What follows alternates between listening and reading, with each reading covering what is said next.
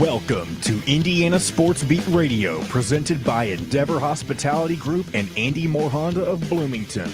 Looks over the middle, second guesses, fires, throws. Does he make the catch in the end zone? Yes! Touchdown! Oladipo to win it. Another one! He got it! Another one! Huge hole! He's at the 30! He's gonna go! 10, 5, touchdown! Jonathan Taylor! Galloway finds Rob Finnessy, who fires the three in. He hit it! Now, from the Golf Club at Eagle Point Studios, here's your host, Jim Coyle.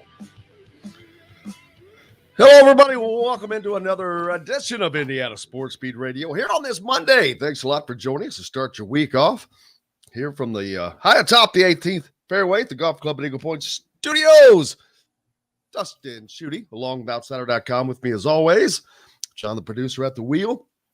Most importantly, you guys in the seats. Appreciate you. On the program today, as always, the great Don Fischer joins us, the voice of the Hoosiers. Who else? John Boy? I almost forgot since it's Monday.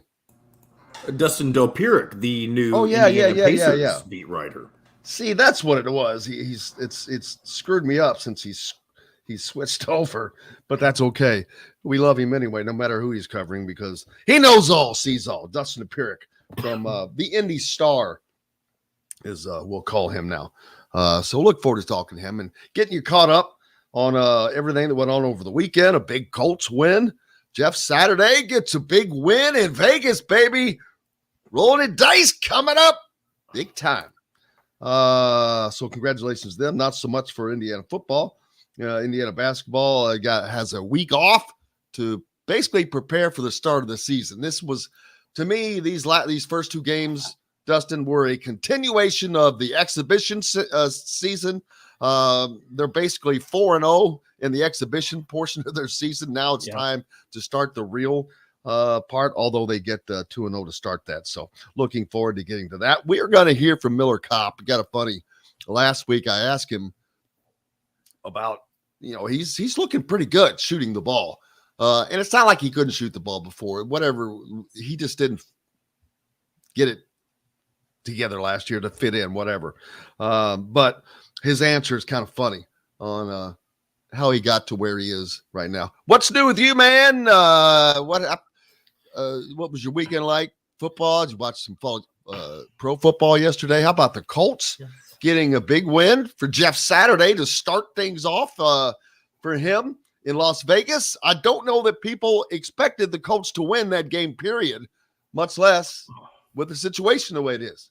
I mean, yesterday was so much fun because before the game started, I think it was in the pregame show, Bill Cowher went on this 2-minute tirade about how Jim Irsay hiring Jeff Saturday was a disgrace to the coaching profession and it was a travesty. And then Jeff Saturday goes out and leads the Colts to a win. And their offense, I know it was the Raiders, so let's preface that. I understand it was against but it was the Colts. Raiders. You can't say it was the Raiders. It was the Colts who have been on the road. On the road. And their offense looked good. Matt Ryan looked good. He picked up a 40-yard scramble. Jonathan Taylor was back in action. He had a 66-yard touchdown run. The offense actually popped. Now, it didn't look – I mean, it wasn't like they're challenging the Chiefs or the Bills or the Vikings for the best offense, but it looked really good. And I thought it was hilarious. I don't know if anybody else saw this. Pat McAfee was trolling Bill Cowher the entire game. He was using gifs of Cowher throughout the game every time the Colts would score a touchdown or every time the offense looked good. That was awesome. That was and all these people, by the way, who say that it's a disgrace or they can't believe that the Colts went a different direction. This is what bothers me. How many former professional athletes just jump into broadcasting without any experience? Virtually all of them. Correct. And so what's the difference? What's the difference? You're taking a spot from somebody who's been in that profession or trained for that profession for years and years and years, and they automatically get a spot. So what's the difference when it comes to coaching? It's the same thing. Talking out of both sides of your mouth, and I'm calling it out. How about that? Well, do you notice the reporters on the sideline? I do. Are they usually of a particular sex? Uh-huh. Are they usually what you would consider attractive? Depends. Most of the time, I think that's the same. It's a similar thing. It's, well, you had one of them on this past weekend that was celebrating her cheerleading days.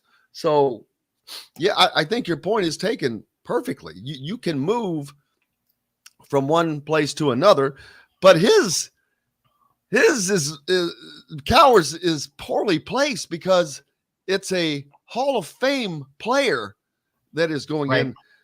I mean, yes, I agree that coaching is just not easy. It's just not for anyone. And I'm not saying that they won because of Jeff Saturday. Sometimes you win. Indiana didn't go to the Final Four in 2002 because of Mike Davis. Right. But what I do believe, sorry, I missed an alarm going off. Well, forgot to shut that off. But what I do believe is they would not have gone to the Final Four with Bob Knight. Yeah. I will always believe that. Bob Knight, the last 7 years of his tenure, Mike Davis won more NCAA tournament games that season than Bob Knight had in his 7 seasons prior combined. Really? Combined. Wow. Combined. Did not know that. Sometimes change does things that has nothing to do with the person in charge. It opens up. It gives you some freedom. It takes a leash off. It does. Who knows what it might do? But that's my point. People may disagree, but Indiana does not make the Final Four. Bob Knight is the coach in 2002. Yeah. But they didn't make it because Mike Davis was the coach. Yeah, that makes sense. It was a different voice. It's a weird deal. It's a weird dichotomy, but yeah. And the thing that everybody keeps talking about is, well, Jim Irsay didn't give one of those other staff members a shot, and I do understand that point. However, here's the one thing I would say is that the Colts look so bad through the first 9 games of the season. You could argue that he's also protecting them. Because what happens if one of those guys jumps into the interim head coaching role and the Colts don't win another game? It might be difficult for one of those guys to get another job. Jeff Saturday really has nothing to lose. I actually like this.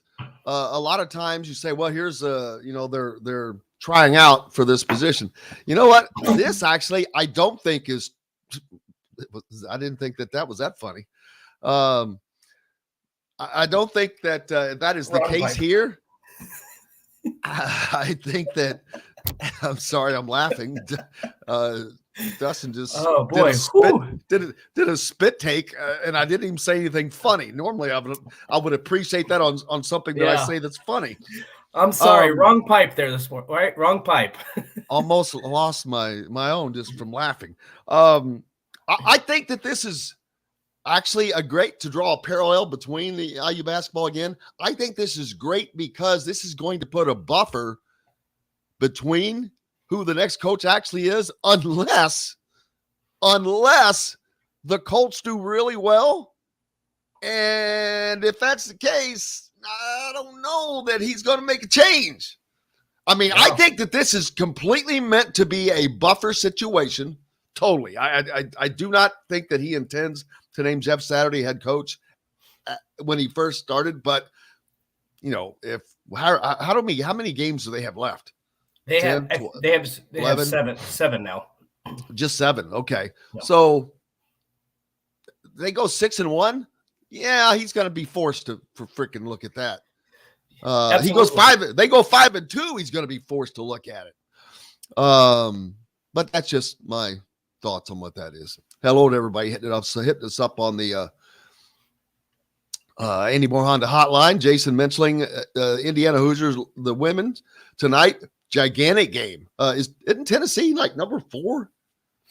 Oh, they might be. I saw the Tennessee men lost the other day. I do not know about the women, though. We'll pull that up. Tannis half 11 jumping on. Says Fields may change the dynamic that OSU quarterbacks are glorified proctologists once they hit the NFL. That's funny. Wyatt, good morning or hello. Went to the Pacers game Saturday with Lagodi Youth Basketball. Got a suite for the game and got a 2-hour practice on the Pacers floor. Holy moly. You guys think you're all somebody, huh? How about that? Big timing. Wyatt's big timing us this morning, today. That was an exciting game, too. The Pacers down, I think, as many as 17, maybe even more. Is that the one they won? Is that a game that I saw? Yeah. Yep. Then they came back and won. It was I saw only the fourth quarter because I had other stuff I had to do with work and college football and stuff. But I did watch the fourth quarter. That was an exciting game. Tebow was trying to find any feedback from Sumantro Cyril and Dylan Harper's visits. Must not have gone to the Hoosier.com because that's where you find it, sir. Always, as I tell you each and every day, go to the Hoosier.com for up-to-date information. 5 lefts jumping on. Steve Prather saying hello as well. So, got lots more down here. At the NFL level, the X's and O's are all but handled by the coordinators.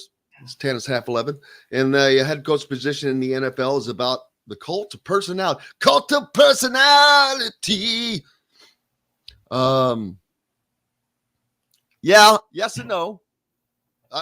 Yes, that is correct. But there's more to it as well. They also keep an eye on how things are going, analytics, statistics, a lot of things. So, by the way, as much grief, as much as I just wanted to say, as much as grief as Jim Irsay and the Colts caught, I mean, the players don't win that game if they don't like the move. You know what I mean? Like, so it clearly isn't an issue for them. Eric says he disagrees with me on the Mike Davis comparison because it was the style of play that Mike had them playing, which led them to the Final Four. Well, they didn't. Well, I don't know how much they changed their style. They just had a little more leash. They didn't give up on the motion offense, and they damn sure didn't stop playing defense. But I think that they weren't jerked out of the game. They didn't have the fear of coming out of the game if they made a simple mistake. They were able to play a lot more freer. Actually, that's a great. I have to get one of the players on and talk to him about the differences. Dane Fife, for one. Let's get Dane back on. Ask him about that. Steve saying hello. Appreciate you. 5 Left said if Chicago hadn't gotten rid of Jordan Howard to replace him with itty bitty Cohen, they'd have a decent team. Yeah, is Jordan Howard still in the league? That's a great question. I was wondering that and about Tevin Coleman. Just curious about those guys. The Lady Vols are ranked number 5, according to Wyatt. Indiana. The new poll out. With the new poll out, I don't know if Indiana was 11. Have they moved into the top 10? Nope, they're still number 11. Chicago loves small running backs these days. 5 Left said. Steve jumping on saying good hello. What he said overlooked was that Miller's defense was pretty good and that there is golf. Oh yeah, on the we'll hear from that.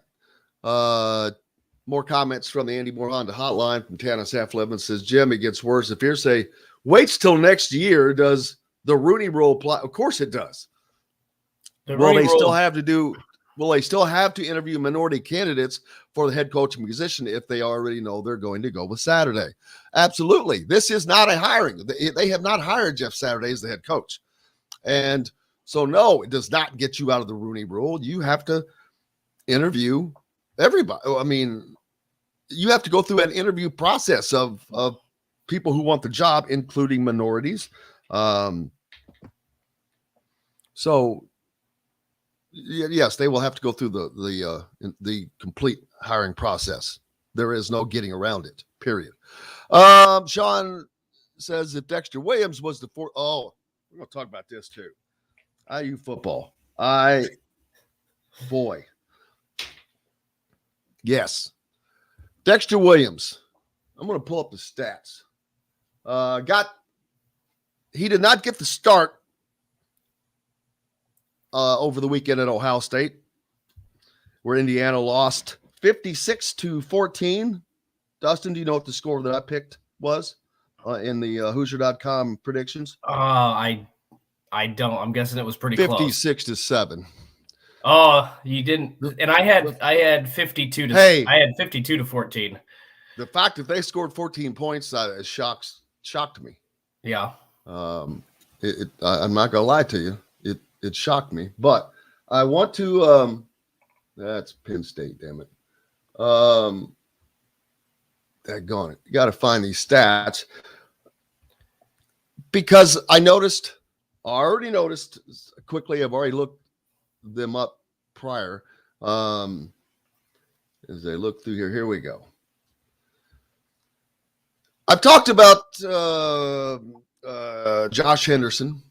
I don't think he gets the ball enough as a running back. He has been averaging exactly 7 carries per game for this season, leading up till this past game. Of course, how many carries do you think he got this past game? 7. Exactly. Exactly.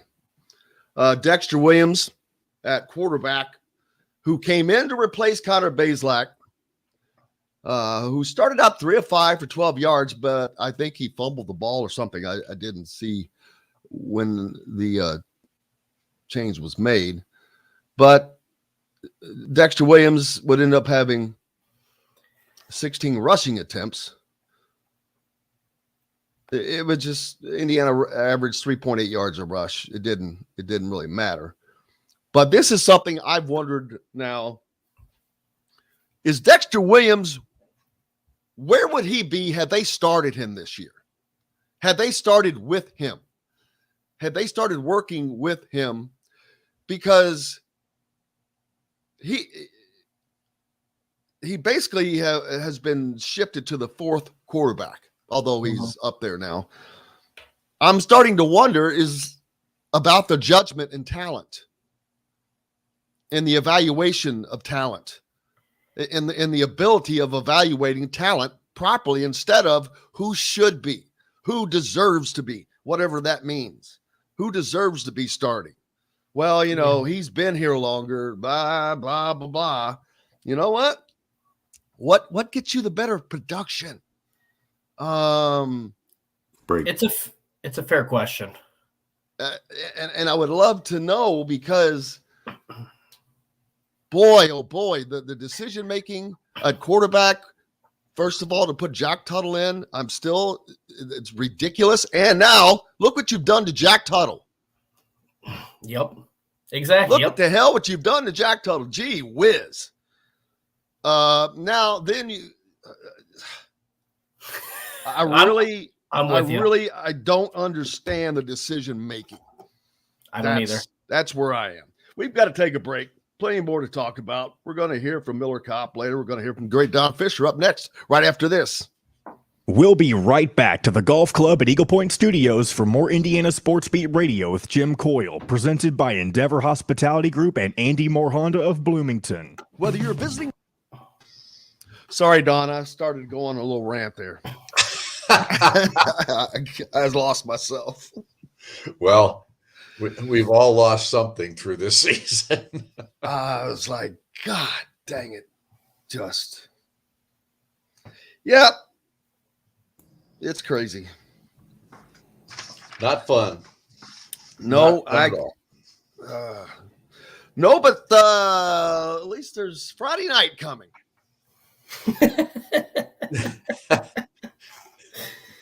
We're a long way from that, Jim. Come on now. Damn, I know, and it's going to be cold.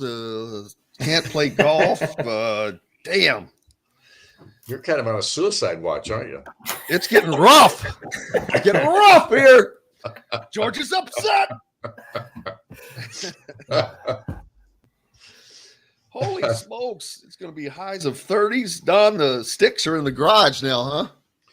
Well, they're still in my car, but they should be taken out and put in the basement so that they don't get too cold. Last thing mine are in the closet. Sticks, they hate me.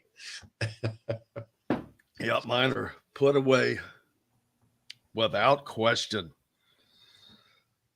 I guess I shouldn't say that in public. Should I say? I shouldn't say my sticks are still in my car. Somebody will rip them off. That's right. Holy moly! You have to come down here today. Unfortunately, I do. Dude, what do you do? What do you do in between since you have the coaches show? Well, last week I went and watched basketball practice, so that was good. I was able to do that, and I'm going to do the same thing today. Plus, I've got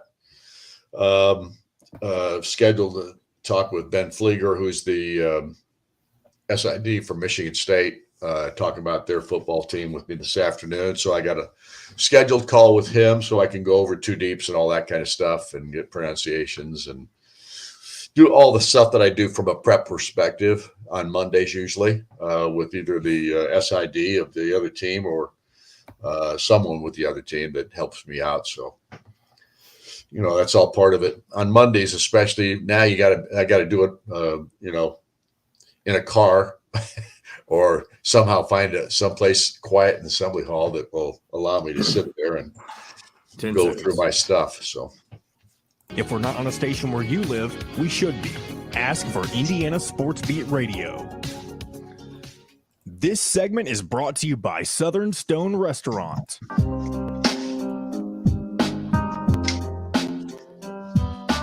Now back to the Golf Club at Eagle Point Studios for more Indiana Sports Beat Radio with Jim Coyle, presented by Endeavor Hospitality Group and Andy Moore Honda of Bloomington.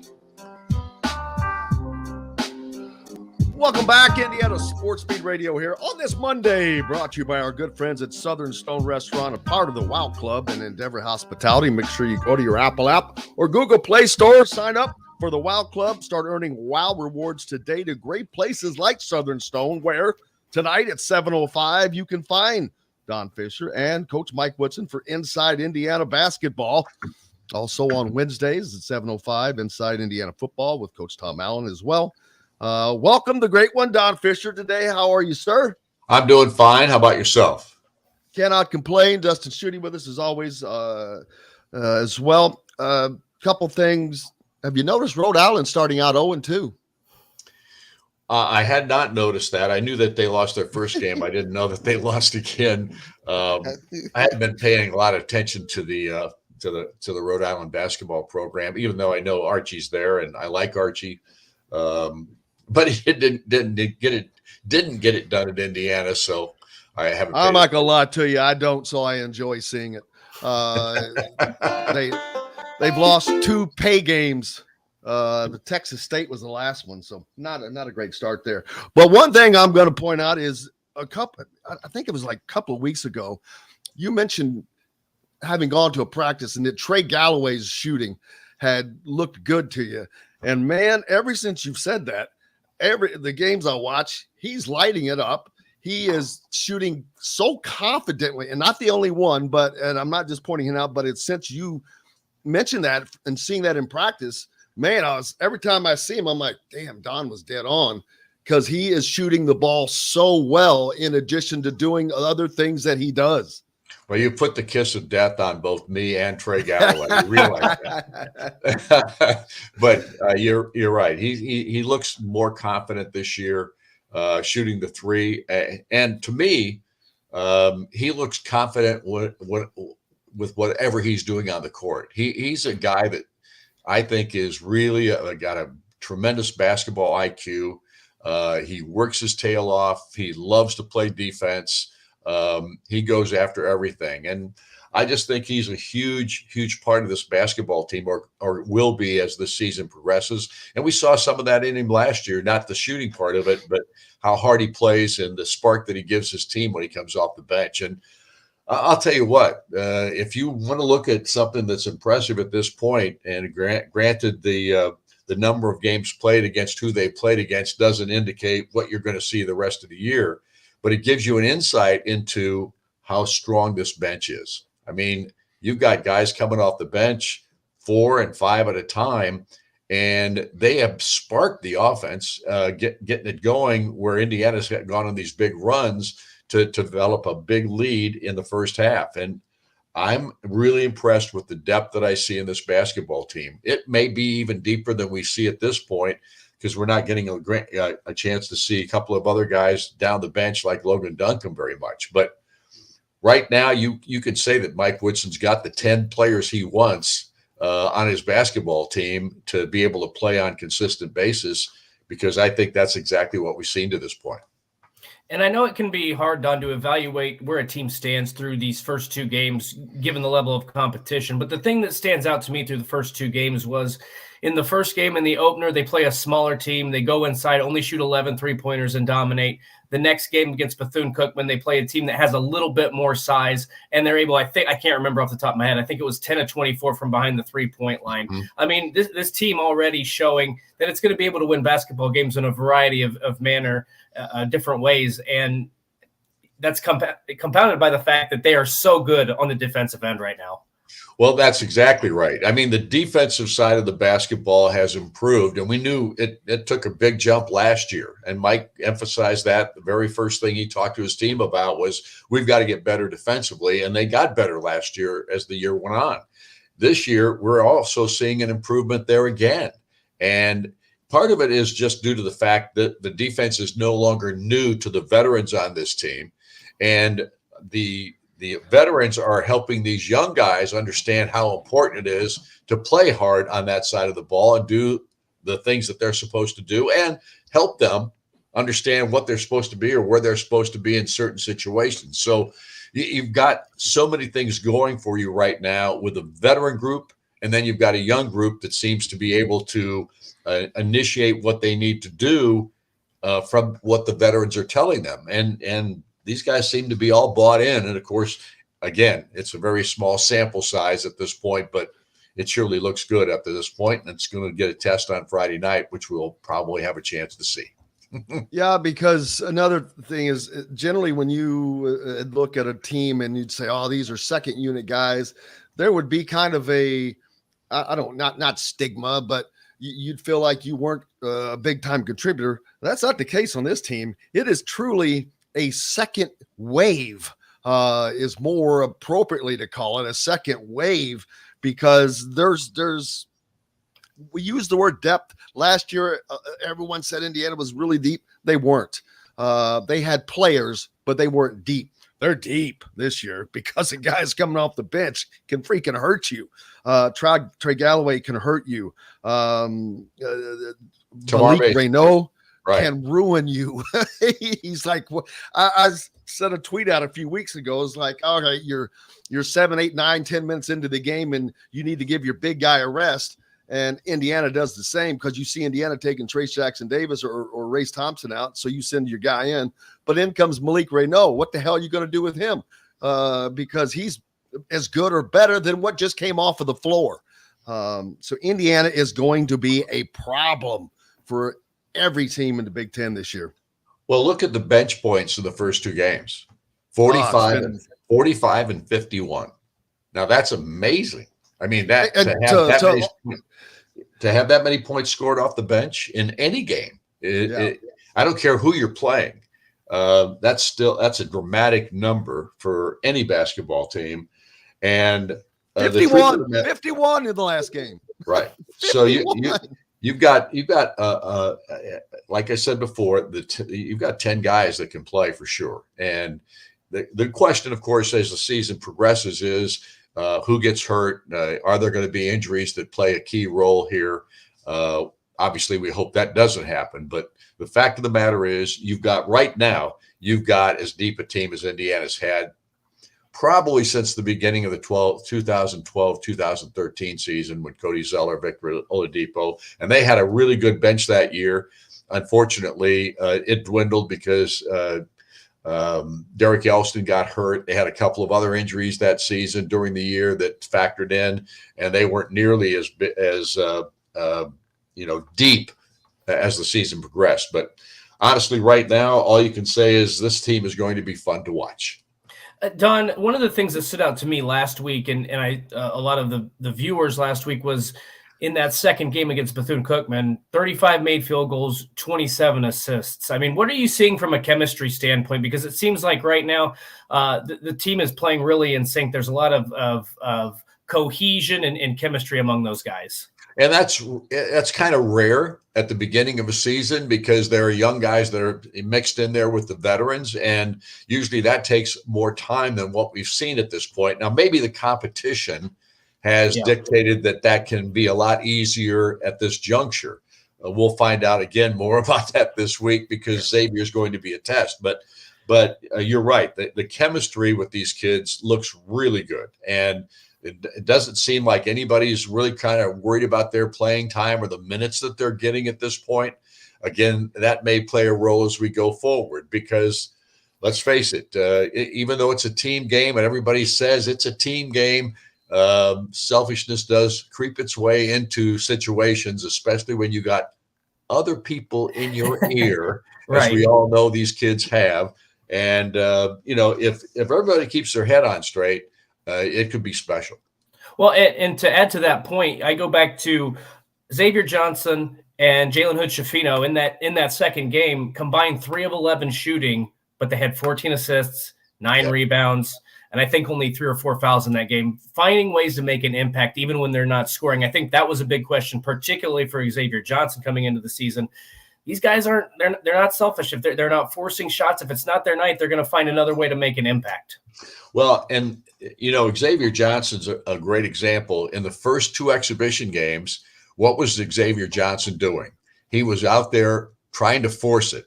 He was out there trying to make something happen because that's what he thought his job was. But that's what he thought last year at the beginning of the season. Right. And it took almost a whole season for him to figure it out that he doesn't have to do the whole thing. He doesn't have to be the whole show out there. And in the 2 regular season games since those exhibition games this year, he has looked more like the player that we saw last year at the end of the year in those final 10 games. So I think that's a huge factor as well. The only scary thing that I don't want to call it scary because it's actually on the other side is a very, very positive. In the last game, you had 3 starters that combined to go 4 of 16 for 25%. Xavier, Jalen Hood-Schifino, and Race Thompson were 4 of 16 from the field, but the rest of the team was 31 of 44 for 70%. And I've seen that in both games. It's like the team, no matter who's shooting bad, the team is picking the other guy up. But I would like to see the shooting numbers of these starters increase a little bit. Not necessarily from 3, just field goal percentage, period. You definitely want to see the higher numbers from your starters. Well, I think that'll happen.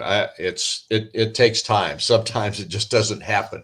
Everybody is not going to play the same way, the same type. I mean, you can't expect everybody to have a good night all together each time that they play. That's what you hope will happen in the big ball games. Right now, you're kind of, again, you're feeling your way through this thing in the early going, even though they're playing pretty dramatically well from a lot of different people. They're getting a lot of great play from a lot of different folks out there. But other guys are going to, you're not going to shoot it great every time you walk out on the floor. And that's just part of it. And that's why this depth. Yes. Exactly. There you that's go. Why the depth of this basketball team is so important. And look, as we know, as the season progresses, the bench might get shorter, but it doesn't look like it has to in this particular case. I mean, again, you've got guys that can step in there and it looks like can do the job. Again, when we start playing the consistent tough ball game after tough ball game, that kind of thing, we'll get a better feel for that. But this growing period that they've got going on right now at the early part of the season, that's what this is all about. And that's what you're trying to find out. You're going to find out about your basketball team as these tougher games start to appear. Last thing they'll mention, how about that free throw shooting, Don? I mean, it's I've got to think back to Pat Graham, the days when you saw a free throw exhibition like that. 21 of 22. Had Jalen Hood-Schifino not missed that, I'll have to pull the book out. That might have set a record. I know Indiana went 18 of 18 once, but that may have been the best ever. And the reason I laugh is chuckles because the game before they couldn't hit water if they fell out of a boat from the free throw line. So wow, what a turnaround. But I think it was Trey Galloway who said that they really started taking them seriously in practice. And I'm like, well, what the hell were you doing before? But it showed. It really showed. I mean, 21 to 22, that's focus. I don't care who the opponent is. That's irrelevant. Well, you should have said that to Trey when he said it. I wish I would have had the opportunity.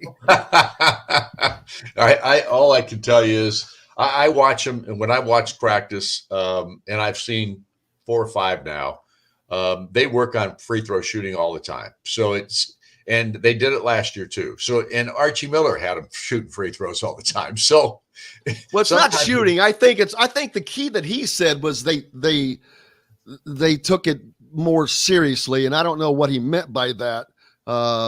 Maybe concentration, focusing on the free throw shooting more, just other than taking a rest from a practice period. Who knows? I mean, these guys probably aren't really telling you everything that they think or know. Imagine that. Yeah. So I just look at it from the perspective that that was a great night of free throw shooting, and hopefully it carries over to the rest of the season. Well, Don, we will see you in a few hours, my friend. I wish you a great rest of your day and a great week. I appreciate it, guys. Obviously, we didn't talk about football, and thank you. You're absolutely welcome.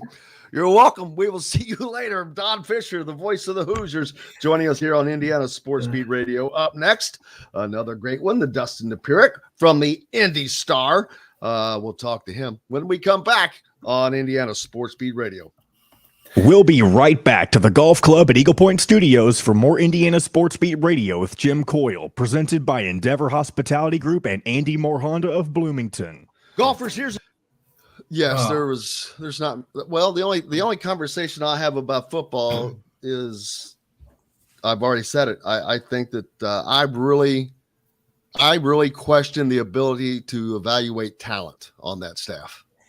Yeah, the Dexter thing doesn't make any sense to me.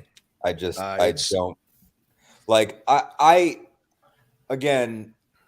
was willing to give them a lot of leeway as far as I know it's a stupid thing to be weirded out by because we're talking about I don't know, 1 quarter. But I understood Bazelak winning the job. I understood going to Tuttle after. I see where that's where I go separate. That's right. I know. I can at least get it.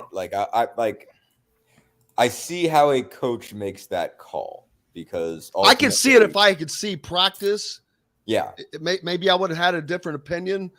And if you asked me, because of knowing the Tuttle has been there for so long and he was number 2, I would have assumed that to be the heir apparent. But with him in the portal, to me, that changed everything. And it's like, if you're looking to improve your team going forward, because this season is lost, you have to make a move that shows you're thinking about your team. And that did not do that to me. Counter to that. So again, I'm going to counter it one way and counter it another way, and so sort of. And I'm going to agree with both of them. I'm going to contradict myself here. So the reason that I don't think, as far as your team is concerned, if you go into it with the assumption that Bazelak is out 1 week, which in and of itself is sort of fuzzy because we haven't heard anything about what Bazelak was actually dealing with. Just said it was banged up generally. You're he's not playing 1 week. Again, they still view I understand this way of looking at it. They view Tuttle as a graduating senior, 4 years, 2 degrees. They're not looking at him as a guy who's bailing. And if you're saying you're not bull eliminated yet, in theory, it's what gives you the best chance to win the game? I could see how you're on for the guy who's been playing for 5 years. Honda, Bloomington's #1 Honda dealer. Get them up your door with AndyMooreHonda.com. come see us at the all-new Andy Moore Honda, now in Bloomington. This segment is brought to you by Remax Advanced Realty, Indy Home Pros team by Cheryl Sizemore. Now back to the Golf Club at Eagle Point Studios for more Indiana Sports Beat Radio with Jim Coyle, presented by Endeavor Hospitality Group and Andy Moore Honda of Bloomington. Welcome back to Indiana Sports Beat Radio here on this Monday, coming to you from high atop the 18th fairway at the Golf Club at Eagle Point Studios. Jim Coyle here with you as always. Dustin Schutte from The Outsider as well. And we're joined by Dustin Dopirak from the Indy Star. How are you, sir? Doing well, Jim. Doing well, Dustin. How are you guys? I'm doing great. Wonderful. I bet you're better now that you get to watch exciting Pacers basketball as opposed to boring Indiana football. It's serving me pretty well so far. He's watching a team. Here's the thing. The Pacers he's watching a team that you're watching the team that everybody wants them to lose right now. Yeah, it's so when they win, okay. When they lose, it's still okay. Right. I think it's going to be interesting to see if it switches over, because I think there is quickly, and I'm probably going to try to address this in a story today. Like, I think if you're watching these guys, it's like, I don't know how you hold them down. Basically, no. If your goal is to say, like, you need to go get this number one pick because a generational player is coming out, and you need to take every stop to try to get him. I don't know how you hold this team down without getting rid of everybody. I agree. And I think, I guess it's a lesser team if you if you just get rid of Turner and Hield, and say, if you get rid of those guys, that takes a issue in terms of what's in the middle there. But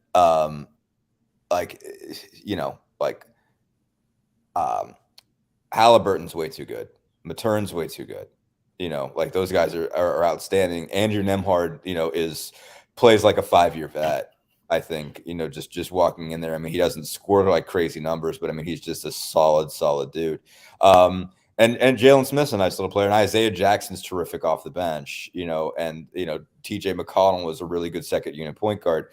They've got dudes just up and down the lineup that can they can score the basketball, that care, that are playing with there's just a lot of a lot of energy on the team, a lot of maturity. They were getting beat up on Saturday night, and like Rick Carlisle's kind of assessment of what they were doing wrong at the end of the first half was merciless. He was just like, we weren't trying hard enough. They Toronto just wanted to muck it up, and we let them, and that's a problem. I came in at halftime and told guys, you got to change, and they came out and scored 66 points in the second half and ran them. Right. Toronto wanted really badly. They didn't have Pascal Siakam, I think is how you pronounce it. Fred VanVleet was out. Precious Achunwa was out. They really wanted to slow the game down and just chunk it up, but they've got big dudes and they're smart and they can do that. And the Pacers just decided in the second half they weren't going to let them, and they dictated pace against a group that with veterans, with a super talented young guy in Scotty Barnes, with an excellent coach in Nick Nurse, who is just like everybody looks at and says, like, whether you think he's a good coach or not, he's certainly a guy that throws stuff at you that you don't see anyplace else. Right.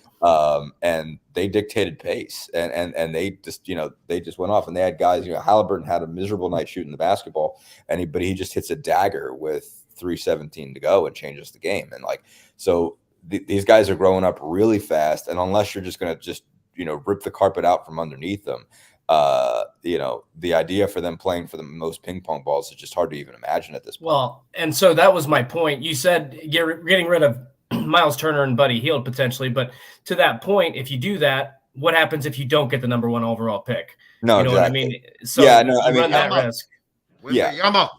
Yeah. I think the obviously what we don't know yet, and obviously draft experts are going to have a better sense of this, and I am not one.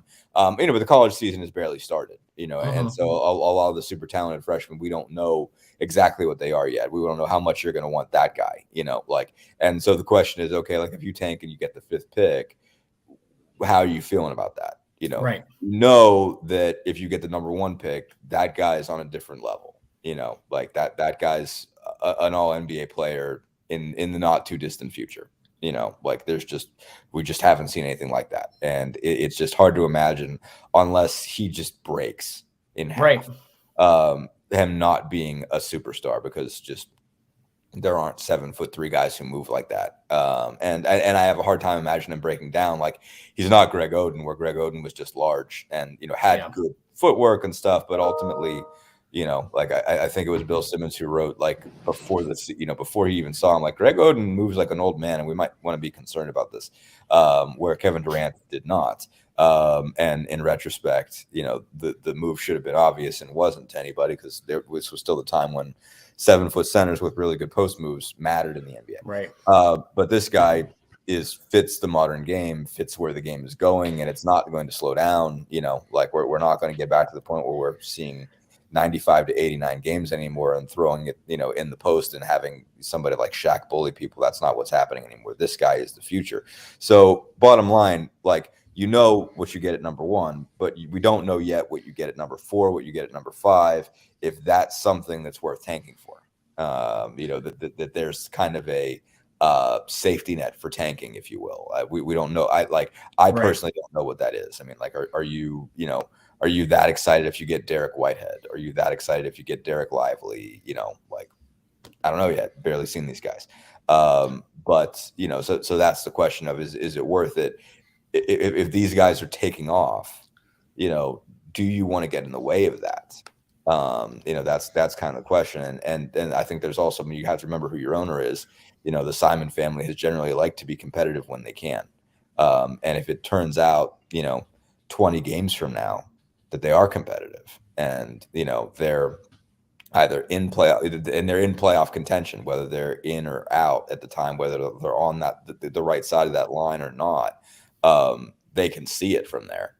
I have a hard time seeing them, I don't know that they move, Miles Turner. And, it sounds like, I think Shams reported maybe the Lakers offer, as far as them giving up first round picks, is starting to dissipate.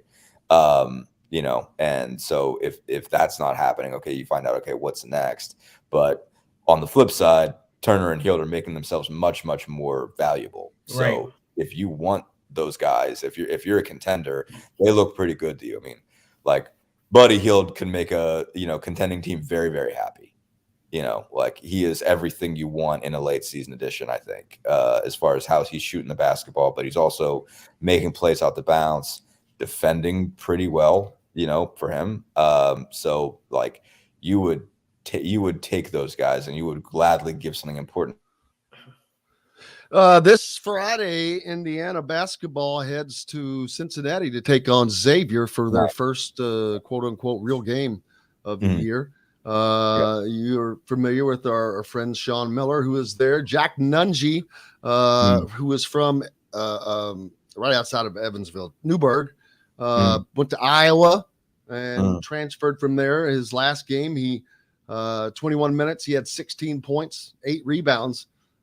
So he's going to be someone to deal with there, but I'm looking forward to that game to get a sense of where Indiana really is. Yeah, no, totally. I mean, I obviously it's nice the Gavitt's early, and gives you a even faster than kind of the ACC Big Ten Challenge. You're not watching the entire month of November and not knowing where this team is headed, and just seeing them just smash around the Bethune-Cookmans and the Morehead States of the world. But it's definitely going to be an interesting one. Obviously, Xavier is one of those teams that can play, bully ball basically in the same way that Indiana can. When you throw out Fremantle and Jack Nungy there, that's a big start. They still have, our old friend Jerome Hunter, who could shoot the basketball a little bit, and some other dudes are scoring the ball pretty well. Oh my God, he's still there? Yeah, believe it or not, still in there. Yeah, but I mean, they've actually obviously got some players, and they're just a nice looking outfit. And having to go. Does Jordan Bohannon play for them by chance? Jordan Bohannon is finally getting paid, and not just an NIL money to play this game. I figured after a 10-year college career, maybe he had moved over to Xavier. Yeah, at Iowa. You would just think that, hey, like Bohannon's just going to make the college game a career. Like I'm looking at Nunji. Nunji's hitting 40% from 3 this year. Yeah. Now I don't know how many shots that is because it's early in the year, but he's a 7-footer. Don't forget. Last year, so yeah, no, I mean he can hit the occasional 3. So those guys can play inside and out. So Race Thompson's probably going to draw that assignment, I would imagine. Mm-hmm. Yeah, well, though, I mean, it's going to be a test. Yeah, I mean, their front court is absolutely going to be a test, and obviously Indiana's just been able to bully whoever they want so far. And right now you still get the sense that, like, all right, between Thompson and Jackson Davis and then Reno off the bench and Reno and Geronimo off the bench, like, who can even mess with this front court right now? And the answer is not many teams, but Xavier is going to have better than a puncher's chance in there. They're not going to get pushed around. So that's going to be, I think, interesting to see if Indiana needs more from its guards. Has to put a bigger emphasis on getting good guard play. What does that look like? Basically, if it's kind of a wash in the middle there, how does that go? Because so far those get, the bigs have just been dominant. But you saw better shooting on, what was it, Thursday night against Bethune-Cookman, where they hit 11 threes. So you see there's something there. And I don't know that. Obviously, big picture, I still don't know if this is going to be a great 3-point shooting team. But Indiana is running a lot of guys out there that can shoot the basketball, and it's going to be interesting to see if that shows up in a game against sort of a like opponent. Somebody that at least is close to their level, if not at it. Whether they're still hitting those threes, whether they're still getting open looks, whether the ball movement creates as much space as it does against Bethune-Cookman. And whether looking. Look, it's going to be a good challenge for Indiana. I mean, I'm looking forward to seeing Race Thompson having to guard someone out on the perimeter, and he is going to have to do that. But Jack Nunzi also plays in the paint. He's probably going to play in the NBA. Good chance. Yeah, I mean, he's got good movement. When you can step out and shoot from outside, and you're willing to play in the paint like he is. My question is, how in the hell did he get out of Indiana? He started at Iowa. How the hell? Purdue, Indiana, Notre Dame, Butler. Come on. Yeah, let's see. How the hell does he get away? I'm serious. I mean, let's look up his 24/7 page and let's go back. I mean, I don't even remember it. 2017. Or we can do the Rivals one instead. Oh, yep. My fault. My fault. I apologize for that. This message, that's funny. I will call that. That's a good point, though. Let's look at his Rivals page in 2017. My apologies. That's a faux pas on my part. Okay, so committed to Iowa. So I mean, this is your answer. I mean, like, there's some guys they just don't have. Like, he was 185. As far as what he's listed on his Rival page at Castle and Newburgh. Other offers. Or at least school interest guys are listed. Ball State, Clemson, Creighton, Evansville, Georgia Tech, Nebraska, Toledo, Vanderbilt, then kind of towards the bottom, Indiana, Michigan, Northwestern, Stanford, Wisconsin. So what does that tell you? It tells you they looked at him. I also know that he has grown quite a bit since he left Iowa. He's gone from being 6'9" to 7 foot. 7 foot. That's a very big growth spurt in college. Which tells me he's not really 7 foot. Also, remember a couple things. Guys get bigger. I mean, it happens. And so that's also class of 17 is also, Tom Crean's on the way out, at that point. And that's true. That's true. Kind of a mess there. They end up with, in that class that they, put together between, Tom starting it and Archie finishing it, was Justin Smith, Race Thompson, Clifton Moore, and Al Durham. So obviously they were looking for athletes in that to start with. That was kind of the goal. But Tom obviously had a sense at that point. They certainly started going south toward the second half of the year. Didn't sign bad players. I mean, Justin Smith and Al Durham, like, you can say whatever you want about Justin's, but certainly finished well, when he left. So, like, there was certainly an athlete there, so you can't look at that as a recruiting miss necessarily. And then Al Durham played above his station for, all 4 years he was at Indiana, and then went to Providence and won a Big East title. So it's not like they missed on those guys. Race Thompson certainly, doesn't have the same numbers as Nunji does, but obviously has been really, really effective. Clifton Moore, I don't even know where Clifton Moore is anymore. But all the same, you go 3 out of 4 in that class, despite the fact that you're in the middle of transition. That's not half bad. So as far as Indiana is concerned, but I get it. It happens, I mean, like there are other guys. I mean, like how many other guys are like that in that we've seen in history in the state, Oh, tons all the time. Littered with that. And it's, hindsight being 2020. I mean, I remember like my sort of favorite one of those from my first IU beat tenure was Bryant McIntosh. I remember looking at Brian McIntosh and thinking, what are you, 12? Like he just had this baby face look to him, and he was little and everything. And you're just like, all right, I mean, how's this kid going to hold up in the Big Ten? And what's he, like top 5 all-time scorers for Northwestern? And it wasn't until I was like watching him. It's like, okay, like I could see he's all right. But then like senior year, I saw him go off for like, I think it was Eric Gordon All-Stars he was on. And I can't. We got to take a quick break. Yeah. When we come back, I've got a great idea, Dustin. Okay. I want to create an NIL pool for SEC and Big Ten because that's where it's going. Mm-hmm. And it would be a draft. You okay. You enter the players. The players enter if they want to enter this draft. They enter the draft. The NIL money is set, but it's set high, and so that way that you draft and maybe you get ping pong balls like Indiana or the teams that are at the bottom, and that's anyway. We'll talk about it when we come back here on Indiana Sounds Sports good.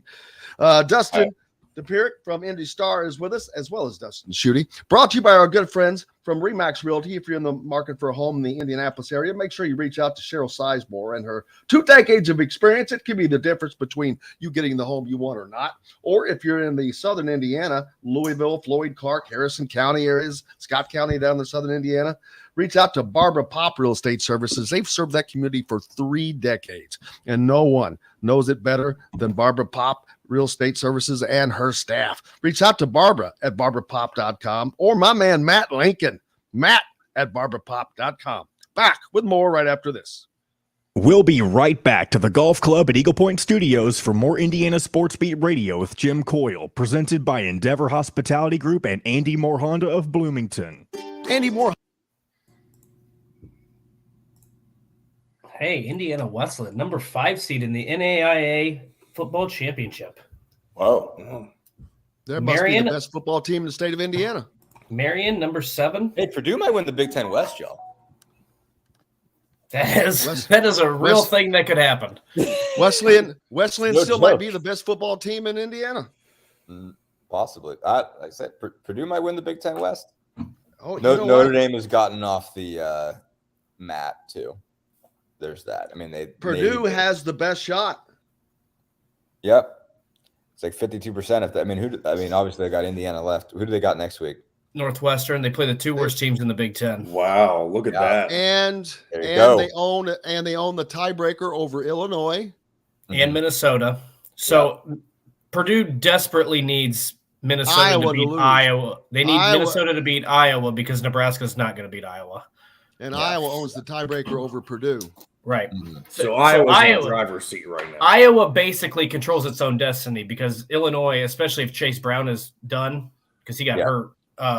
That looked really bad. It did. And you know what? I'm wondering if it had anything to do with all those TV cables that were right there. Nah, he was already bent weird before he got there. Okay. That sucks, man. Last play of the game. God dang it. I saw that replay. That was like, and it might not even be as bad as I think it is, but like I just saw like the replay and where it seemed to be heading, and I turned my head because I couldn't watch it anymore. Initially I thought it was a knee. I think it was more of an ankle, which is good because it is an ankle. I didn't see. Okay. But it looks I'm thinking of like it looks scattered. But it should be.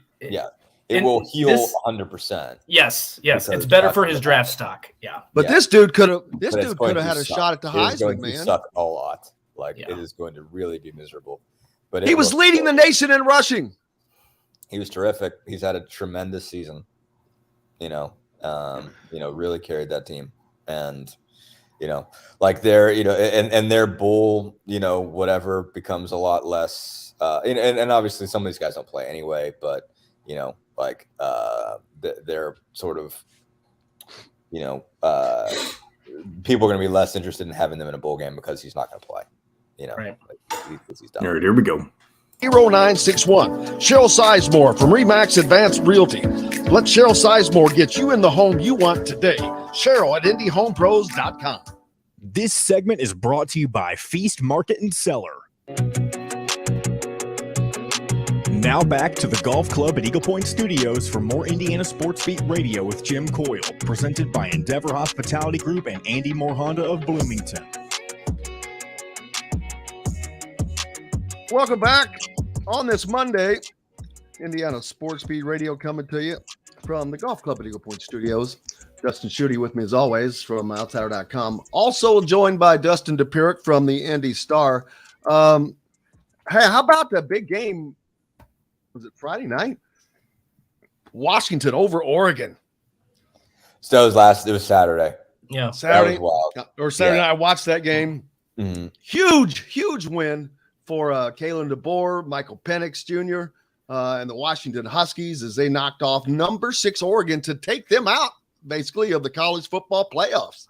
By the way, 2019 Indiana staff, Kalen DeBoer and Kane Womack.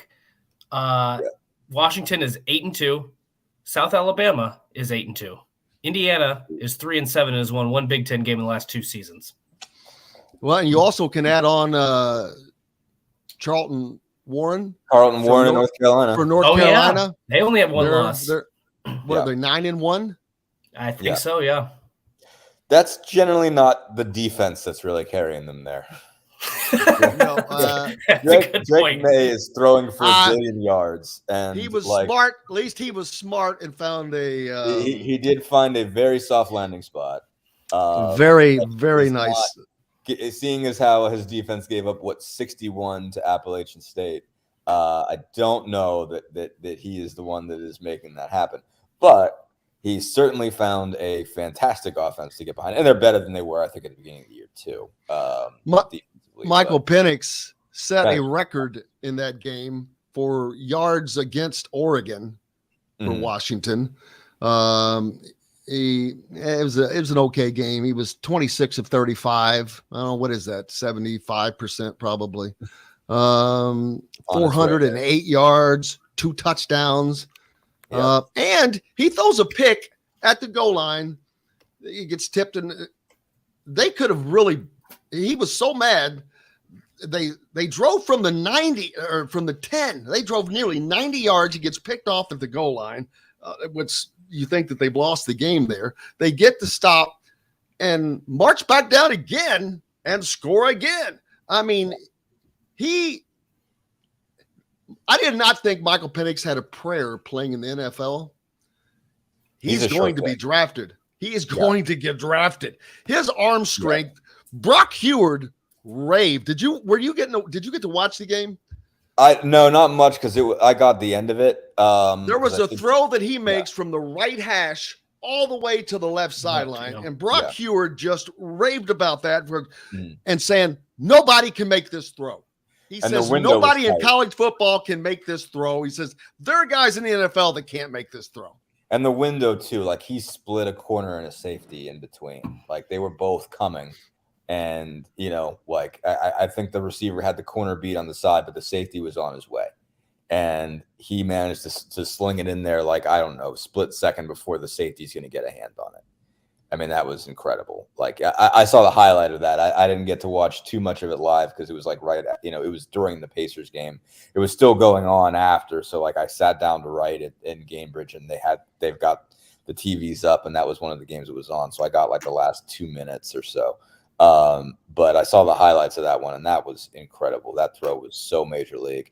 And I think, it goes back. I mean, like you saw big league moments from Penix at IU. So it's not like this is totally out of left field. You've seen arm talent this whole time. It's just he just was not all the way there last season. I mean, you saw obviously terrific moments in 2020. 21, I think he was healthy. I don't think it was a question of him not being physically ready for the pounding yet. But he just did not have his rhythm altogether. And whether that's play calling, he didn't have any time to make decisions last year either. He was and a terrible rush the whole time. Yeah, man. Just to let you know, my ADHD brain, I was off just a tick. It is 0.742%. So I was off just a little bit. A little Rain Man action. Yeah. 74 Kmart underwear, Kmart Cincinnati. Underwear, Kmart Cincinnati. But yeah, congratulations to Kalen DeBoer and Michael Penix Jr. I texted him. I text him all the time. He's just a great guy. So congratulations to him. They're going to end up in a good bowl game. I mean, they're going to get. I mean, they were number 24, they win the Pac-12. So they're going to. They could win the Pac-12. So they still have a shot of playing. I did not know. I think so, don't they? I mean, if they beat Oregon, well, they lost. They lost of all. Well, Oregon only has one loss. How did they lose to freaking Arizona State and Herm Edwards after they fired Herm Edwards? They lost to Arizona State. I could. That's like who just lost to Michigan State? Illinois. Oh yes, Illinois. I mean. That's Illinois. I don't know how good Illinois really is. The Big Ten West is the Big Ten West, but yes, when Illinois' 2 losses are to Indiana and Michigan State, it really that tells you maybe there's some slant between the East and the West. Just good thing Jeffrey the Greek's not on today. Let's see. I think Purdue has the best. No, Purdue has the second best shot to win the West. The best shot goes to Iowa because Iowa owns the tiebreaker over Purdue. Although Purdue has the easiest schedule, Purdue needs some help. Here's what's crazy. This is the Pac-12 standings. I did not realize it was this tight. USC 7-1, Oregon 6-1, Utah 6-1, UCLA 5-2, Washington 5-2. So that's a giant cluster right there. Yeah, it is. And there's still a lot more important games to be played there. And obviously, UCLA took a big loss on Saturday night to Arizona. That game was wild. Oh, I didn't see that. It was. That was wild. That dude, I knew nothing of, what's his name, Jaden Deloria, until I watched that game. That is a madman. That is a crazy person, and he is hilarious to watch play football. My God, damn it, he is absolutely absurd. I mean, he made like 20 insane decisions that somehow worked out. At some point, though, nuts and just throwing the ball up. Who's leading the Pac-12 North? They eliminated division, so it's just the top 2 teams. That's why that announcement entirely. I thought they did it. I don't remember when they made the official announcement, but it's just going to be the top 2 teams. So I think that's a wise move. The Big 12 does that now, and I think that when the Big 12 started doing that, I think that got a lot better for them. Obviously, they had to because they shrank, but like I think it's great for the Pac-12 because I mean, like there have been years where it's been like 2 really, really good teams in one division, and every team, the Big Ten has to do that. Team gets in and then busts up their. But playoff. now that brings the thought. Okay, let's say the Big Ten does that. Well, now you're going to have an Ohio State Michigan rematch. That would have been last year, this year, maybe next year, many other years. Yeah, no, I mean like it's obviously on top of them having played each other right before that game. So you're going to have back-to-back games of Michigan and Ohio State games. Yeah, that's a big reason you're not going to do it. I mean that's a big reason that they're not going to do it. Is that But isn't the Big Ten already doing away with divisions? That's right. That's a good point. Yeah, no, they are. So forget what I just said. They are. That is going to be interesting if that tends to be the case because they're not going to change Ohio State Michigan's spot on the schedule. I mean, I don't think they're going to start picking random dates for Ohio State Michigan. They're used to it being, that post Thanksgiving Saturday. So And then once UCLA and USC join, that's going to raise it up to 16 teams. So now you're going to have scheduling irregularities. Well, that'll make teams for aren't more playing each other, more debate. But that also should be eliminated with the advent of the 12-team playoff. Mm-hmm. Could be, yeah. No, I mean it'll shake a lot of things up because it's like, okay, in that case, like this week, you don't know if you're going to have Ohio State or Michigan. Right now, you don't know if you're going to get both. I mean, like if you're the Big Ten, you're pretty certain you're going to get one of them. Whoever wins that game is in. Maxine had to come inside. Anyway, you're pretty safe in that case, and you're thinking, can I get two? I mean, really, the sort of outstanding question at this point is if TCU wins out, you're probably looking at either Georgia and Tennessee or Ohio State and Michigan. That's kind of the scenario that we're looking at as far as where this thing is going. Well, what about LSU's trying to sneak in, man? They could, but I mean, I don't think LSU beats Georgia in the title game. I agree. I don't see it. I could see. So that'll knock them out. And Tennessee, the thing about, to me, is Tennessee is going to be able to kind of walk into this. And I wouldn't call walking in when you had to be drilled by Tennessee. I mean, I'm like, to me, you're out, man. You already showed that they beat your ass. It wasn't a close game. They beat their ass. And so I'm like, you're out. I want a different fourth team in there. Tennessee's a good football team, man. And also Tennessee hasn't been in a long time.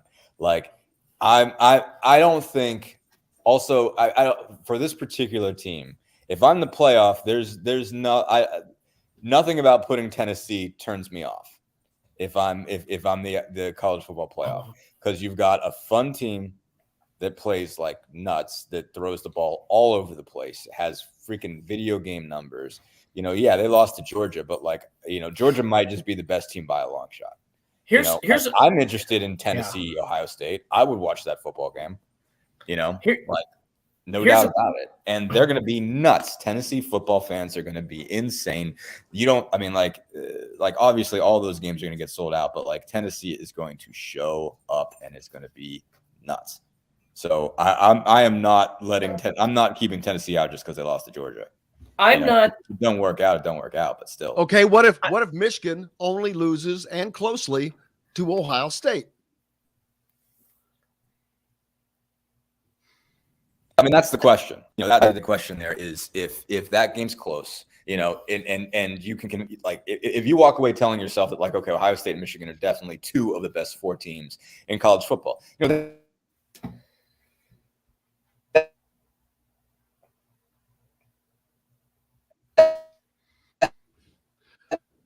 That would give Michigan only one loss.